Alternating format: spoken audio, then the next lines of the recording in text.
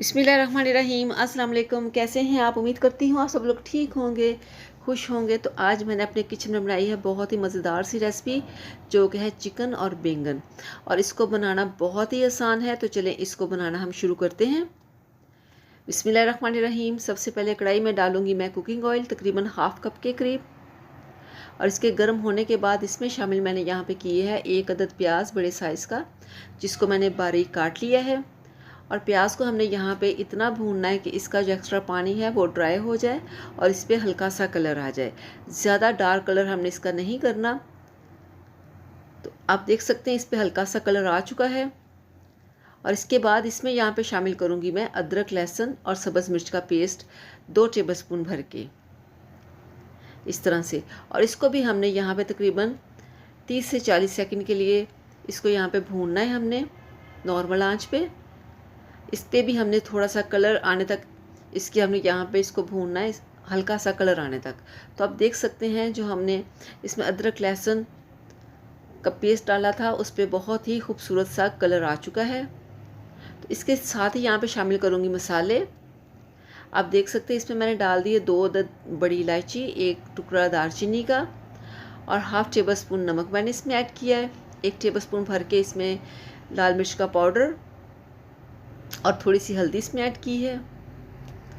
इसको हम यहाँ पे भून लेंगे पाउडर मसालों को। हल्का सा मैंने इसमें पानी ऐड किया जो स्किप हो गया है।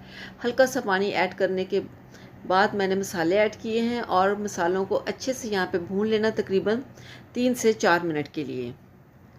अच्छे से भुनाई करने के बाद यहाँ पे मैं ऐड करूँगी इसमें चिकन। मेरे पास है हाफ़ केजी चिकन, जिसको बहुत ही अच्छे से मैंने धो लिया था नमक वाले और सिरके वाले पानी में डाल के। इसको मैंने रखा था तकरीबन 10 मिनट के लिए। 10 मिनट के बाद मैंने इसको अच्छे से वॉश करके टोकरी में रख लिया। और आप देख सकते हैं चिकन का कलर बहुत ही खूबसूरत आया है। तो इसको हमने यहाँ पे भूनना है तकरीबन 10 मिनट। इसकी हमने भुनाई बहुत ही अच्छे से करनी, 10 मिनट इसको हम इसी तरह से इसकी भुनाई करेंगे। और इसके बाद इसमें यहाँ पे शामिल करूँगी मैं ज़ीरा पाउडर। इसको भी यहाँ पे भून लेंगे हम। आप चाहे तो इसमें बहुत ज़्यादा मसाले नहीं डालते, ना इसमें ब्लैक पेपर डालते हैं। इसमें सिर्फ़ और सिर्फ आप ज़ीरा डाल लें या खुश्क धनिया पाउडर डाल लें। और इसके बाद इसमें यहाँ पे शामिल करूँगी मैं, मेरे पास है तकरीबन 3 पाव के करीब बैंगन, जिसको मैंने क्यूब्स की शक्ल में काट लिया था।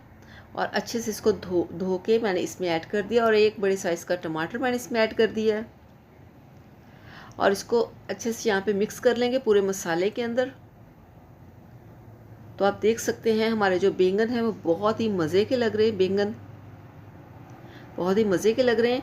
तो इसको हम यहाँ पे कवर करके छोड़ देंगे। इसमें हमने पानी बिल्कुल ऐड नहीं करना, बैंगन में अपना ही पानी होता है जिससे ये अच्छे से सॉफ्ट हो जाएंगे।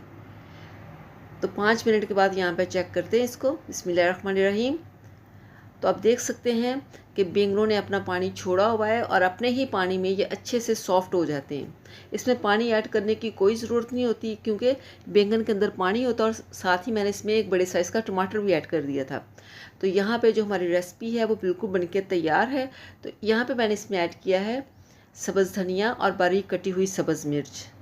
तो अगर आपको मेरी ये रेसिपी पसंद आए तो मेरे चैनल को सब्सक्राइब कीजिएगा, वीडियो को लाइक कीजिएगा और दुआओं में याद रखिएगा।